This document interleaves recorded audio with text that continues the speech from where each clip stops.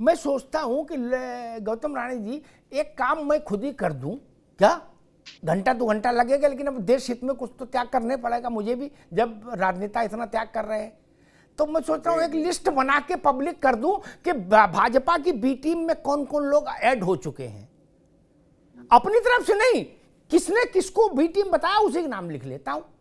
मेरे ख्याल से चुनाव आयोग में जितनी पार्टियां रजिस्टर्ड है उसमें कुछ ही बचेंगी जो जिनको किसी ने बी टीम ना बताया हो भाजपा की।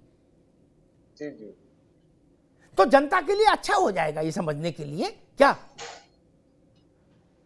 कि भाई नोटिस बोर्ड पे लगा रहा है कौन कौन बी टीम में, अपना देख लो। जैसे नहीं होता कि इम्तिहान में रिजल्ट आता अखबार में नंबर मिला लो, वैसे देख लो ये पार्टी बी टीम है कि नहीं। ठीक है। अब देश हित में कुछ तो करने पड़ेगा जब सब एक दूसरे को भाजपा की बी टीम बता रहे हो क्या। अखिलेश जी कह रहे कांग्रेस भाजपा से मिली हुई है, और अजय राय भाजपा से सुपारी लेके आए हैं हमारी। कांग्रेसी कह रहे कि भाजपा और अखिलेश यादव एक हैं। बहन जी को तो खैर कहते रहते हैं सब, लालू जी के लिए वही बात, नीतीश बाबू के लिए वही बात, तो फिर बचा कौन भैया? ममता जी के लिए भी बीच में चला दिया था, उनने मोदी जी की थोड़ी तारीफ कर दी थी, अमित शाह की, मोदी की, आरएसएस की, तो बता दिया ये भी टीम में आ गई। तो टीम पर एक बार रायशुमारी हो जानी चाहिए त्रिपाठी जी, नहीं, ताकि ये साफ रहे भैया, पाला तो साफ खींचे। ऐसा ये धोखाधड़ी में बड़ा मसला। खैर, हम आज के विषय इसलिए लाए थे, मैं इस चुनाव में परखने की कोशिश ये करूंगा 2 चीजें। एक, क्या अचानक से कोई खड़ा हो और दशकों से जो नेता और पार्टियां जिस मुद्दे को से रहे हों, यानी उसको पुलवित पुष्पित कर रहे हों, उसकी फसल कोई काट सकता है क्या अचानक से? इसको मैं टेस्ट कर लूंगा 24 में।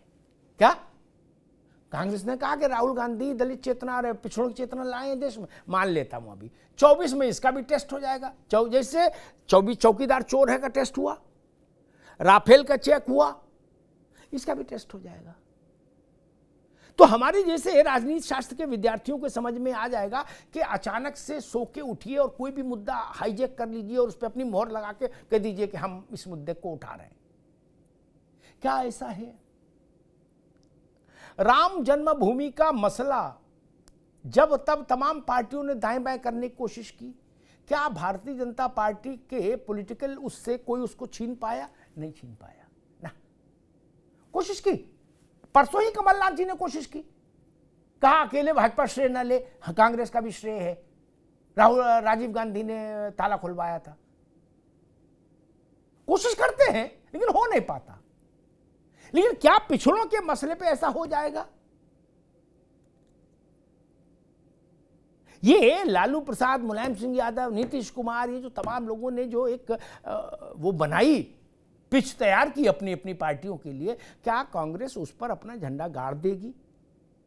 एक प्रश्न। दूसरा, इस बात की भी बात हो जाएगी, जो बात गौतम राणे कह रहे थे उसका भी टेस्ट केस हो जाएगा कि कांग्रेस उसी पर मूल रूप से दांव लगा रही है, उसका भी सारा कुछ उसी पर टिका है कि भाई देश में हम ही हैं। इस थ्योरी का भी निस्तारण हो जाएगा क्या कि आप इलेक्शन कमीशन में अगर मान लीजिए राष्ट्रीय पार्टी हैं, उतने भर से देश आपको सत्ता सौंपने को तैयार है क्या? 19 का चुनाव हुआ तब भी गौतम जी ये सारे दल क्षेत्रीय थे क्या? राष्ट्रीय तो कांग्रेस ही थी और 19 में राहुल गांधी सामने थे, ऐसा नहीं कि वो तब छोटे थे। तब देश ने ये भाव क्यों नहीं रखा कि भाई राष्ट्रीय स्तर पर, जो अभी कांग्रेस कह रही है कि नहीं राष्ट्रीय स्तर पर देखिए राहुल गांधी ही है कि भाई 19 में भी तो वही थे। कांग्रेस को 19 में जवाहरलाल नेहरू से लेके और आज तक के इतिहास में सबसे कम सीटें प्राप्त हुई। इतनी कम, मैं 2 उदाहरण दूंगा।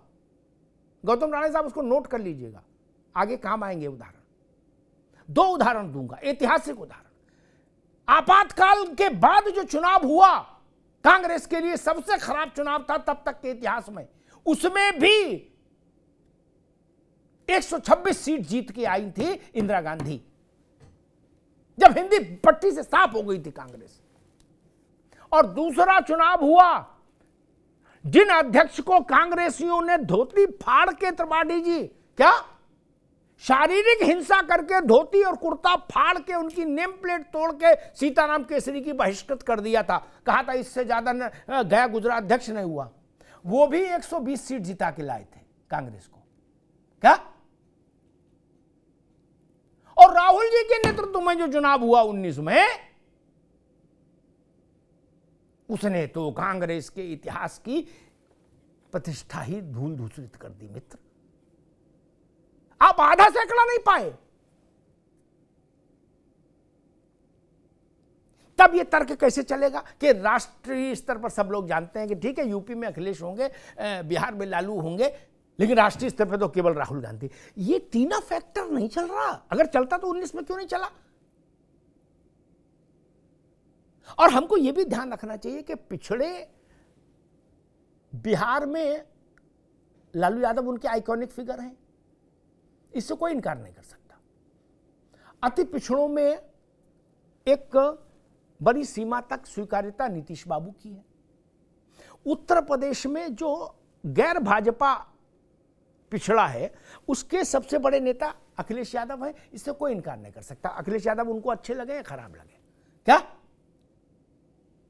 दलितों की आज भी एक व्यक्ति के तौर पर अगर कोई नेता ढूंढा जाएगा, पार्टी की बात नहीं कर रहा, पार्टी भाजपा बड़ी है दलितों की देश में, लेकिन व्यक्ति के तौर पर अगर आप देखेंगे कि आइकॉनिक कौन है तो मायावती आज भी है।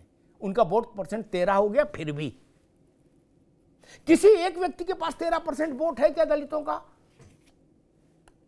नहीं है ना, इसलिए बड़ी है।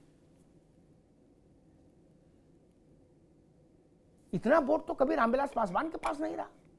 जगजीवन राम शामिल बाजा थे, कांग्रेस में थे, तो उनका है कि कांग्रेस का ये पता ही नहीं लगता था।